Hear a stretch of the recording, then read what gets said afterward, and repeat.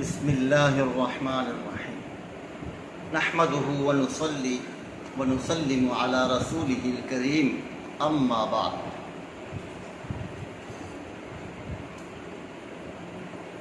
بات کا تسلسل اس پر چل رہا تھا کہ قرآن کریم میں اللہ تعالیٰ نے جو ارشاد فرمایا ما کان محمد کے ذیل پہ کہ آپ مردوں میں کسی کے والد نہیں، تو اس کی تشریح اور توضیح آپ کے سامنے جو میں نے بیان کی، تو اس کا محصل الکلام کیا ہے، خلاصہ کیا ہے، وہ دیکھ لیجئے کہ جب یہ فرمایا کہ آپ مردوں میں سے کسی کے والد نہیں لیکن اللہ کے رسول اور خاتم النبیین ہیں، تو مناسبت کیا بنتی ہے؟ یہ اصل ہے، بے ربطی کلام اللہ کے اندر نہیں ہے۔ اب یہاں مناسبت کیا بنے گی، اس کو سوائے حضرت نانوتوی علیہ الرحمہ آج تک کسی نے اس طرح یا اس طور پر تشریح نہیں کی ہوگی۔ تو یہاں ایک اور اشکال یوں حل کیجئے کہ اگر ایسی کوئی تشریح منقول نہیں تو کیا یہ تفسیر بالرائے ہوئی؟ کیا یہ تفسیر بالرائے ہوئی جو کہ باطل ہے؟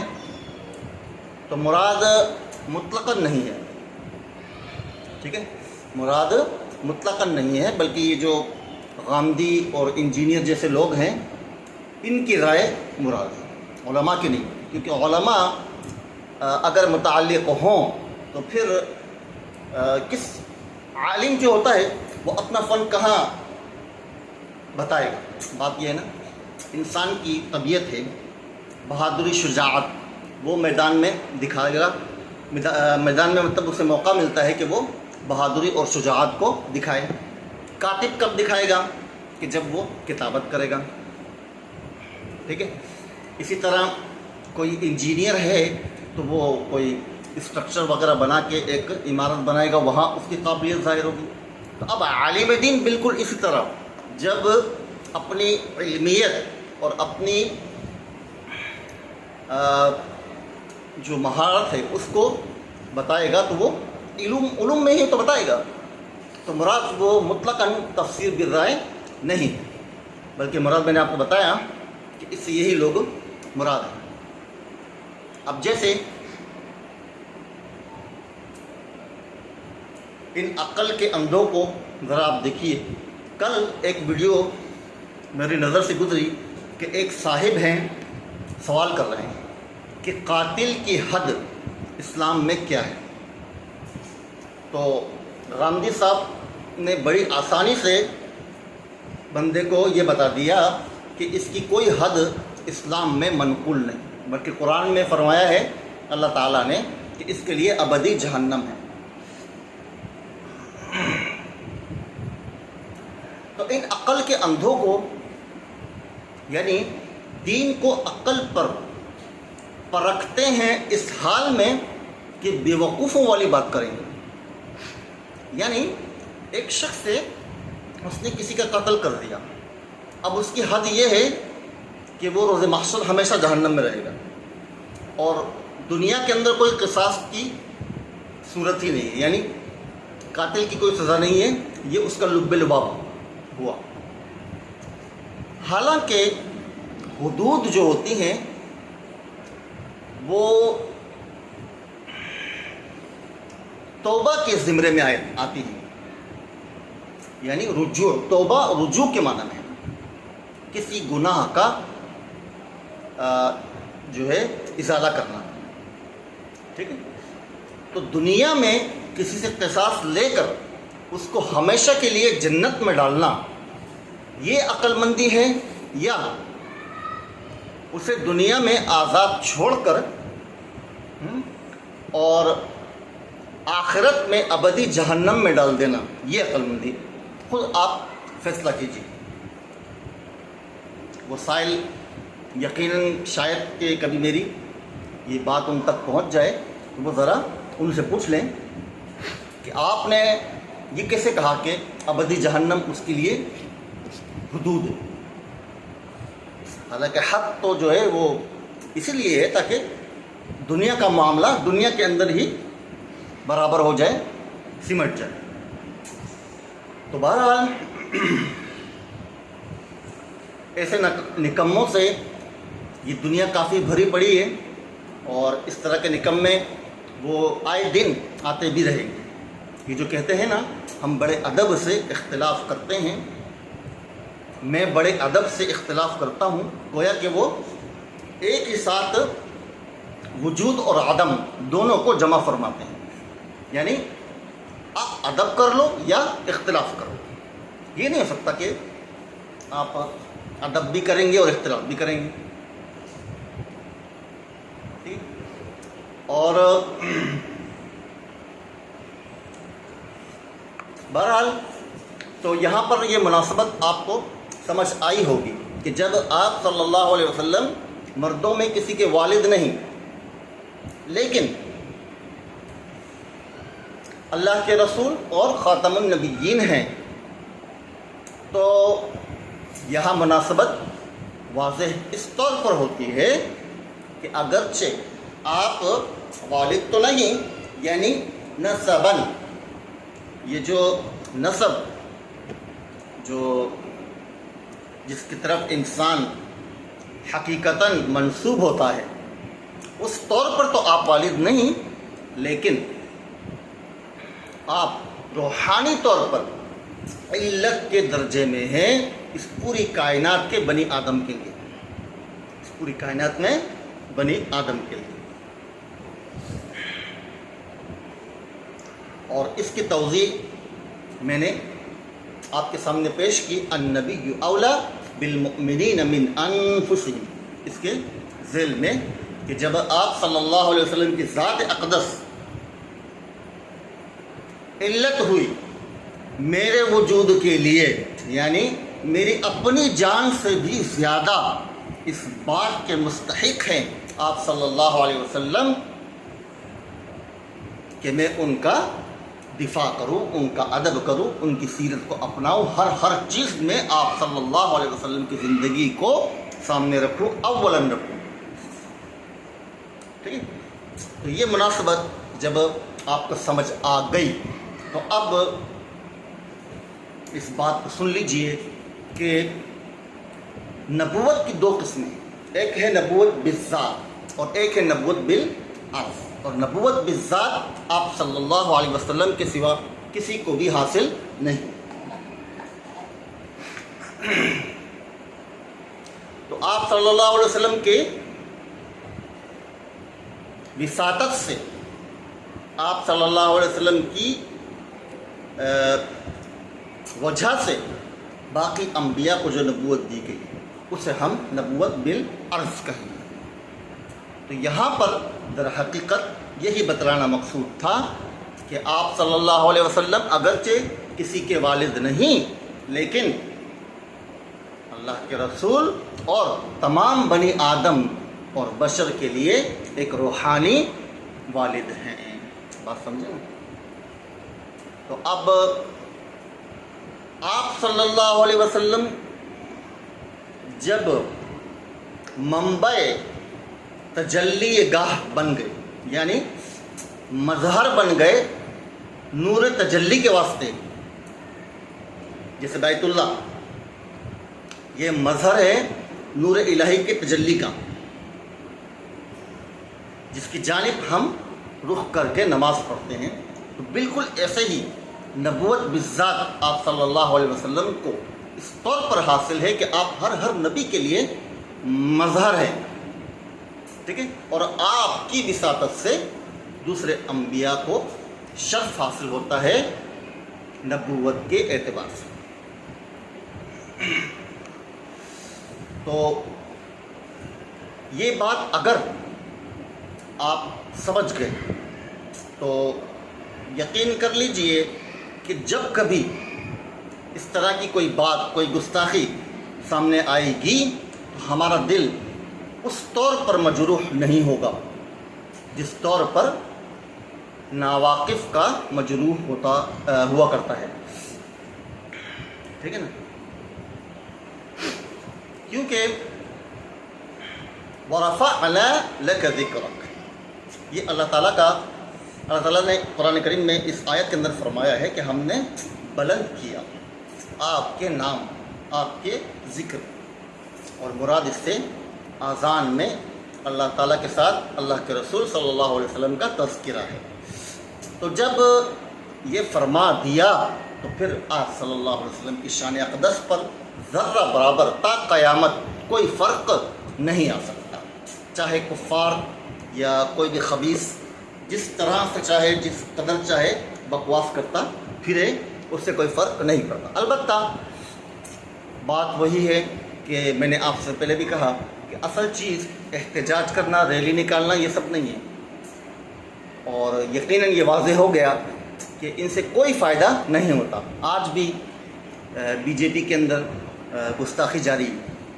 تو ان کو اگر سبق سکھانا ہو، ان کو نقصان دینا ہو تو ان کی معیشت کا بائیکاٹ کیجیے، کیونکہ دنیا ان کی جنت بھی ہے، سب کچھ ہے.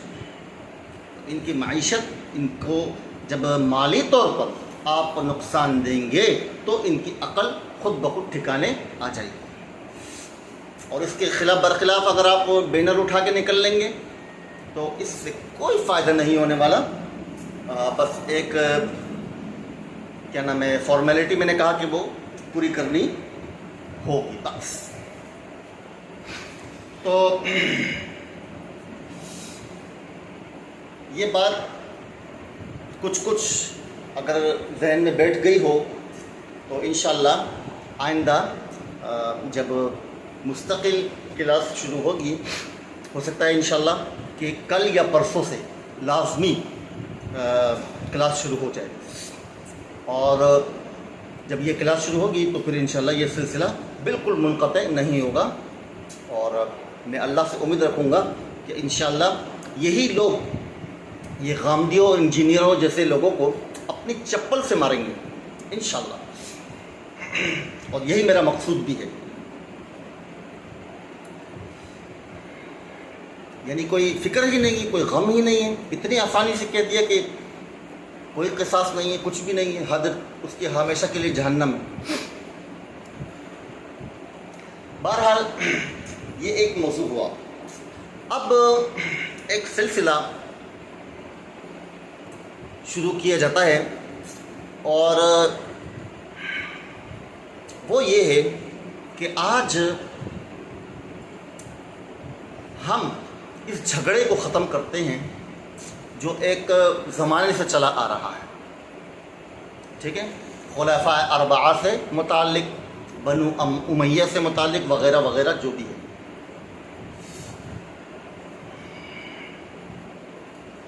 یہ جو ہمارے مرزا صاحب ہیں، یہ فرماتے ہیں کہ ان کی جیسے غامدی صاحب کا دین عقل پر چل رہا ہے تو یہ چل رہے ہیں لوجک پر. یہ لوجک کو اپنی دلیل بناتے ہیں. ہمارے دوست احباب اس بات پر گواہ ہیں کہ بنو امیہ پر سب کو شتم کرنے کے لیے اس شخص نے جس دن اس لوجک کو بیان کیا، جس کو یہ بڑے دھڑلے سے بیان کرتا ہے کہ آئے کوئی جواب دے، آئے کوئی جواب دے، تو مقصود آپ کو جواب دینا تو ہے ہی نہیں. ہمیں تو آپ کو جواب دینا ہے ہی نہیں، کیونکہ امت تو ویسے ہی بکھر چکی ہے. مزید جواب دے کر ہمیں کیا حاصل ہو جائے گا؟ کوئی فائدہ نہیں. لیکن میں آپ کو سمجھا دیتا ہوں، شاید کہ میری بات سے آپ کو کچھ اتفاق ہو جائے. یہ جو لوجک ہے آپ کی کہ آپ اگر اس زمانے میں ہوتے تو کس کا ساتھ دیتے، سیدنا معاویہ کا یا سیدنا علی کا؟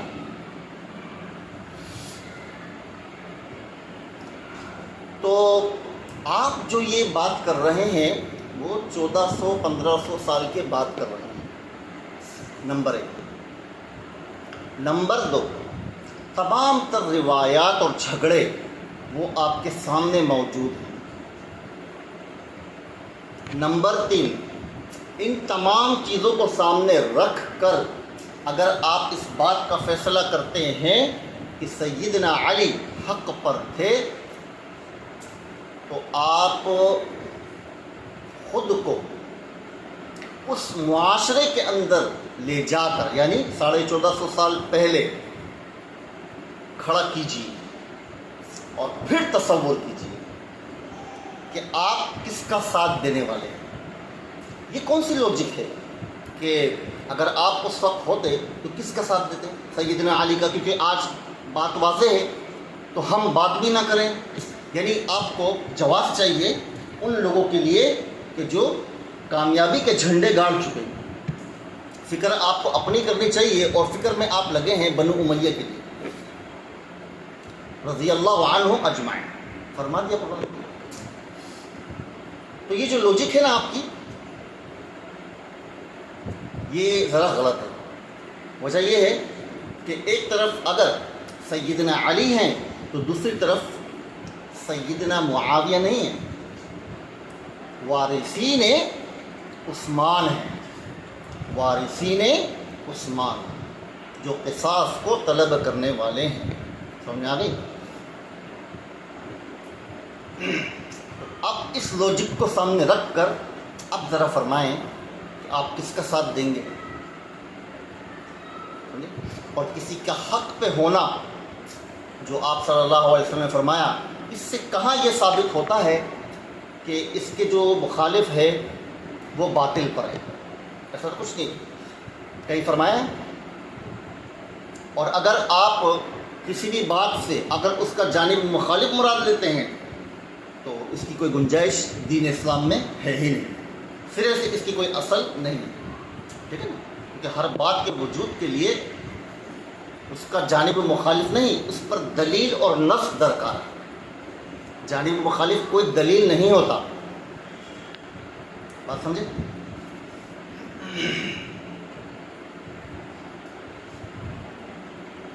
تو میرے بھائیوں، ایک گزارش کرتا ہوں، خدا را اس امت کو مت ستاؤ، اس کو مت بکھیرو اپنی فضول بکواسات سے، اپنی کم عقلیوں سے، اپنی نفرتوں سے، سمجھے؟ کیا ہی عجیب ہوگا وہ عالم کہ جب روز محشر ایک جماعت اس طور پر کھڑی ہو جائے گی کہ ہم نے سیدنا علی کی طرفداری میں دنیا کو ایسا تیسا کر دیا، اور وہ فرمائیں گے ابعدوا عنی لعنت اللہ علیکم، مجھ سے دور ہو جاؤ، خدا کی لعنت ہو تم پر۔ تو مجھے بتائیے اس وقت دل پر کیا گزرے گی، وہ ذرا آپ سوچیں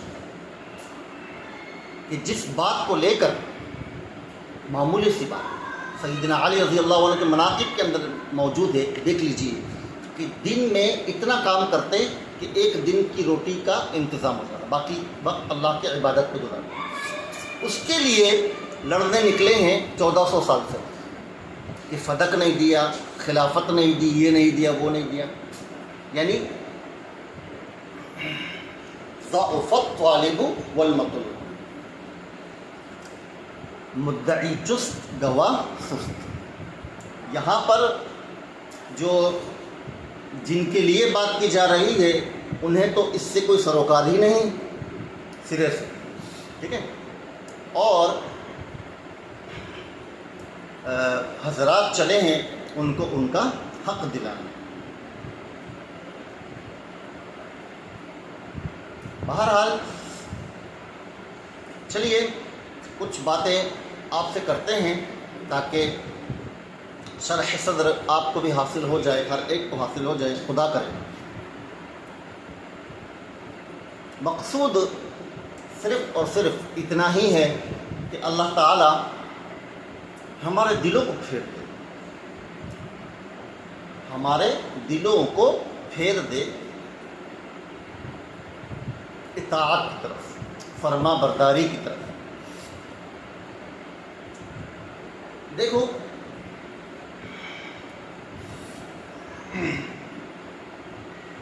میں نے آپ سے کہا کہ انشاءاللہ سیدنا معاویہ رضی اللہ عنہ اجمعین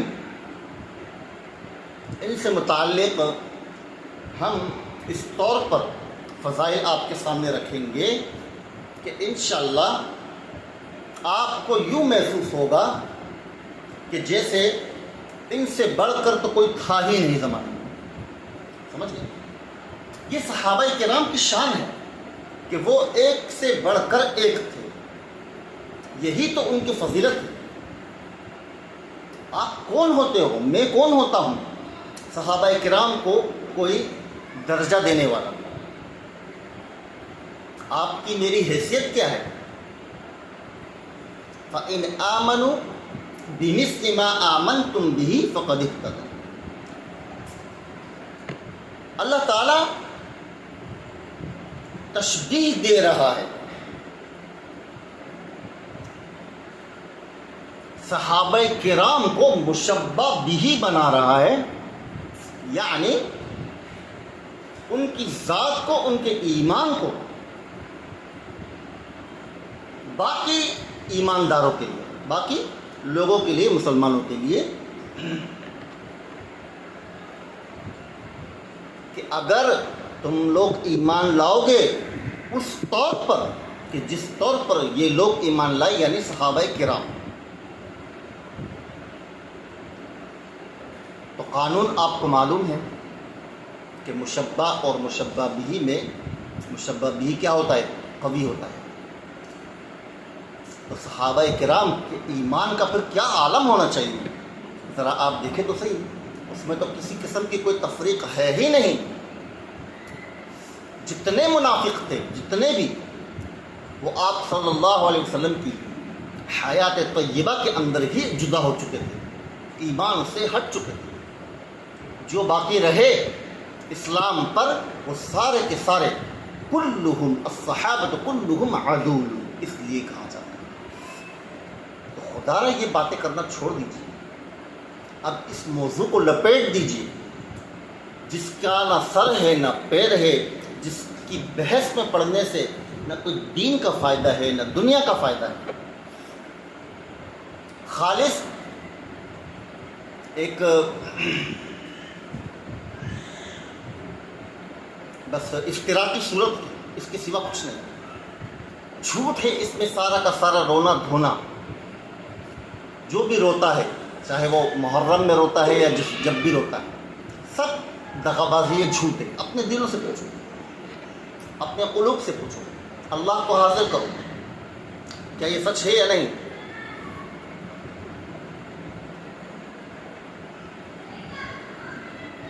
ان اکرمکم عند اللہ اتقاکم، ان اکرمکم عند اللہ اتقاکم وسیجنبها الاتقى، وسیجنبها الاتقى۔ تمام تفاسیر اٹھا لیجئے اور دیکھ لیجئے اتقا کون ہے؟ سیدنا ابو بکر صدیق رضی اللہ تعالیٰ عنہ۔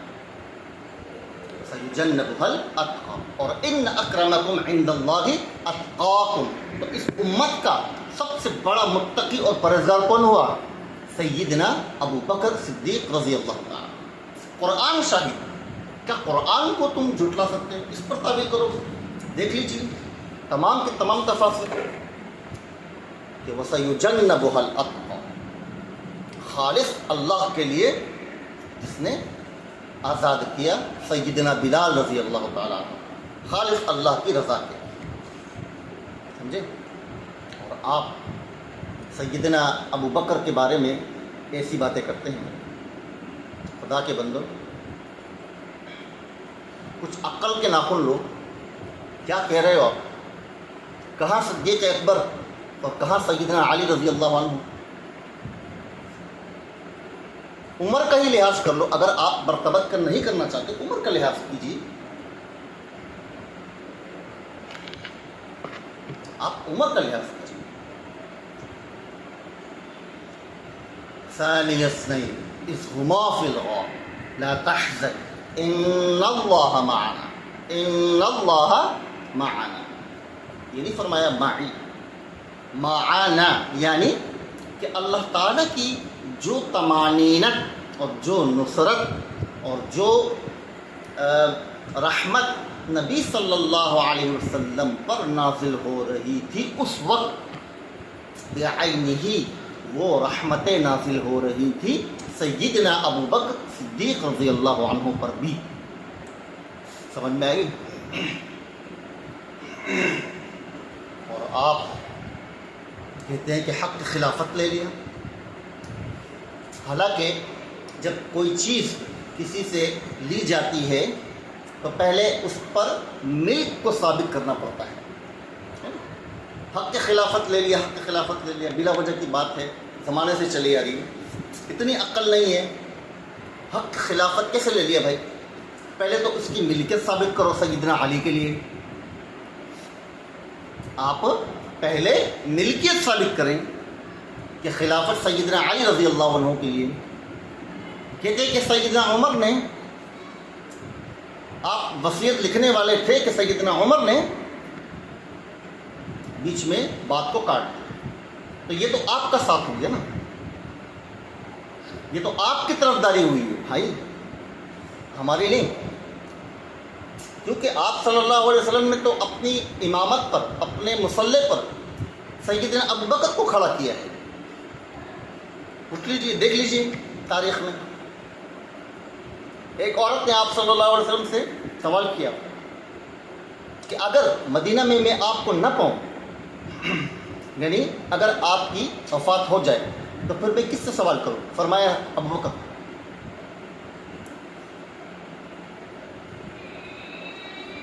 مسجد النبوی کے تمام دروازے بند کر دو، ماں سوائے ابو بکر۔ خود سیدنا علی فرماتے ہیں کہ جس ذات نے دنیا میں ہمیں ابو بکر رضی اللہ تعالی عنہ کو امام بنایا تو ہم نے اپنے دین کے لیے بھی اس کو امام تسلیم کیا۔ دیکھ لیجیے، حدیث موجود ہے۔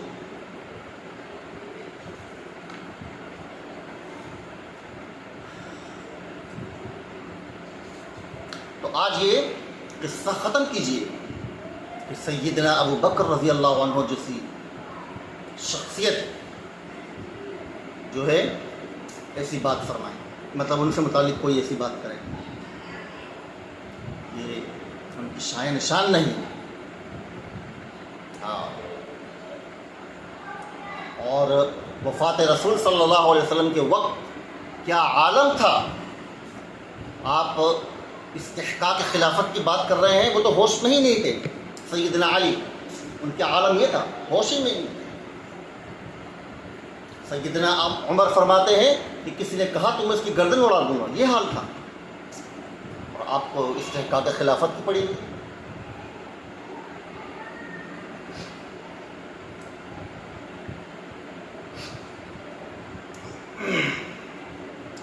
تو استحقاق خلافت سیدنا ابو بکر کے لیے ہی آتی ہے، اور وہی آپ کے ساتھ موجود بھی ہے، ٹھیک ہے؟ ان کے بعد عمر آتے ہیں، وہی آپ کے ساتھ موجود بھی ہے، ٹھیک ہے؟ کیا اتنی واضح دلیل بھی آپ کو سمجھ نہیں آ رہی کہ آپ کے دائیں بائیں، اللہ کے رسول کیا فرما رہے ہیں کہ میں روز محشر اس حال میں اٹھوں گا کہ میرے دائیں جانب ابو بکر ہوں گے، بائیں جانب سیدنا عمر ہوں گے، ہاکذا نحشر یوم القیامہ، ایسے ہاتھ پکڑ دیں، ہاکذا نحشر یوم القیامہ، روایت میں موجود ہے، دیکھ لیجیے۔ تو بات یہ ہے بھائی کہ اب یہ قصے ختم کیجیے، خدا را، اس پر بحث مباحثہ کرنے کی، دلائل دینے کی حاجت ہی نہیں، کوئی مطلب ضرورت بنتی ہی نہیں ہے کہ اس طور پر کوئی بات کی جائے۔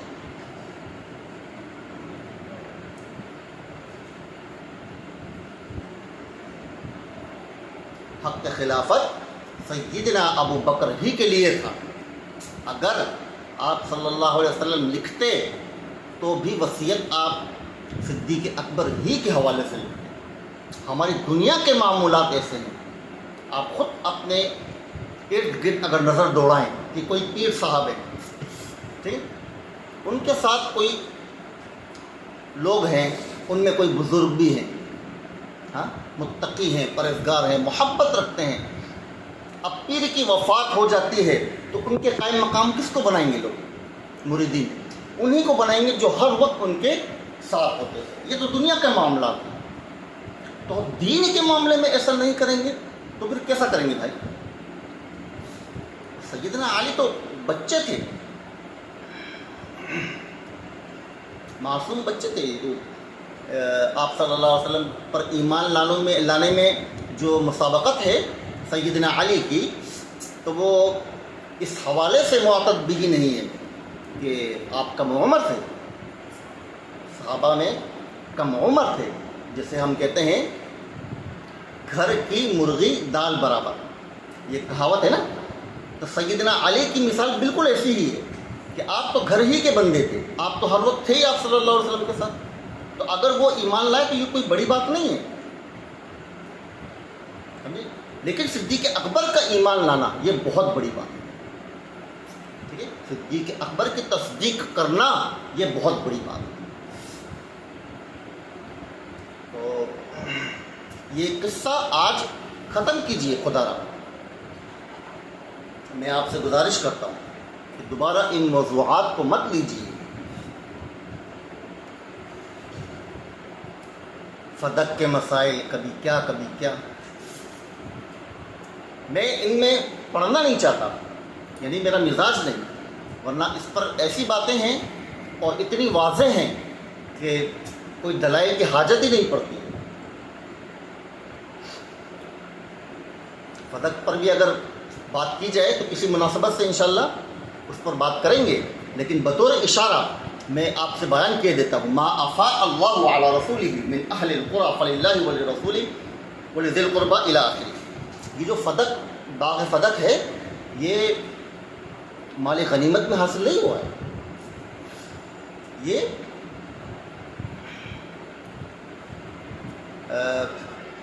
بغیر لڑائی کے ہاتھ آیا، بغیر لڑائی کے ہاتھ آیا. تو ایسے مال سے متعلق ارشاد کیا ہے؟ ما افاء اللہ علی رسولہ من اہل القرى الی آخر. اس کی تفصیل دیکھ لیجیے.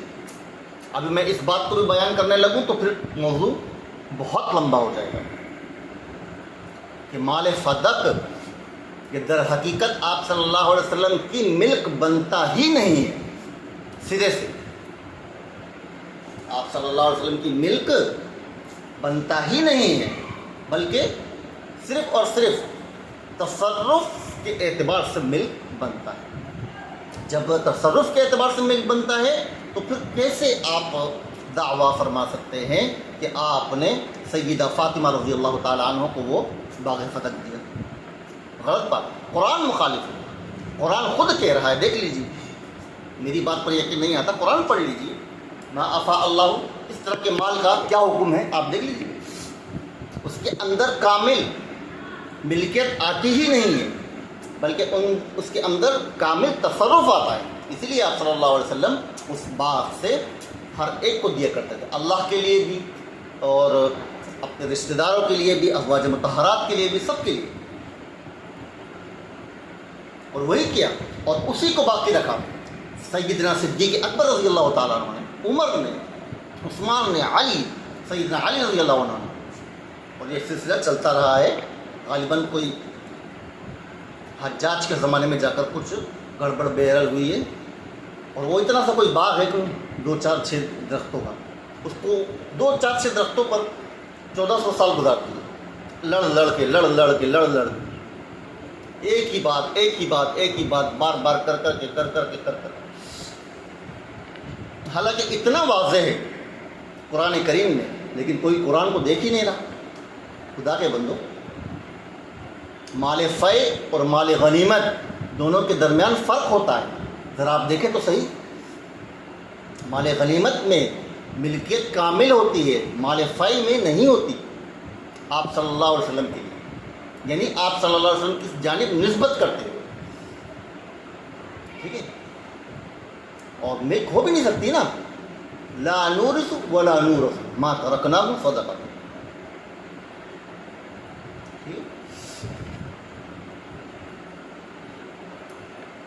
تو یہ بات آج ختم فرما لیجیے کہ سیدنا ابو بکر رضی اللہ عنہ نے حق خلافت لیا۔ یہ انجینئر صاحب کے جو استاذ تھے اسحاق صاحب مرحوم، انہوں نے بھی ایسے عقل کا استعمال کیا جسے یہ غامدی اور انجینئر وغیرہ کرتے ہیں، ان کی لوجکیں ہی غلط ہوتی ہیں، ان کی اصل میں بنیاد غلط ہوتی ہے، اس لیے یہ بیچارے پھنس جاتے ہیں، اور اس طور پر پھنستے ہیں کہ خاتمہ بالخیر ناممکن ہے، خاتمہ بالخیر ناممکن ہے۔